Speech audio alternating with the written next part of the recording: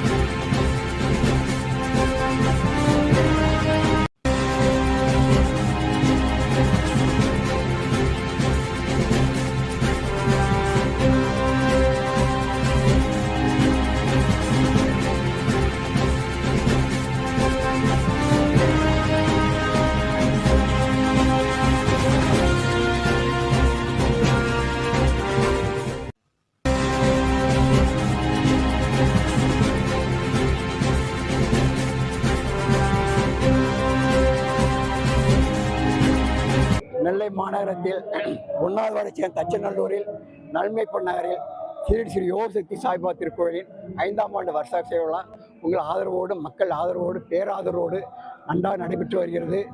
இப்பாபா பல அருளை புரிந்திருக்கிறார், பல சாதனைகளை புரிந்திருக்கிறார். நிறையா மக்கள் வர்றாங்க. நீங்களும் உங்கள் வேண்டுதலோடு வந்தீங்கன்னா, நம்பிக்கையோடு வந்தீங்கன்னா, நீங்கள் நம்பிக்கையோடு எல்லாம் நிறைவேறும். எல்லோரும் அனைவரும் வாருங்கள், வந்து பாபாவின் அருளை பெறுங்கள் என்று வேண்டிக் கொள்கிறோம். இன்றைக்கி 5ஆம் ஆண்டு வருஷாபிஷேக விழா. காலையில் ஹோமங்கள் வளர்த்தோம். 6 வகை ஹோமம். அப்புறம் காலை ஆராத்தி, அப்புறம் பகல் ஆராத்தி. இப்போ 12 மணிக்கு ஆராத்தி முடிந்தவுடன் அன்னதானம், அனைவருக்கும் அன்னதானம். அப்புறம் மாலை ஆராத்தி, அப்புறம் இரவு ஆராத்தி. இந்த சிறப்பு பூஜையெல்லாம் நடைபெறும்.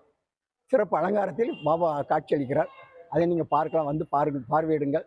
எப்பொழுதும் வரலாம்.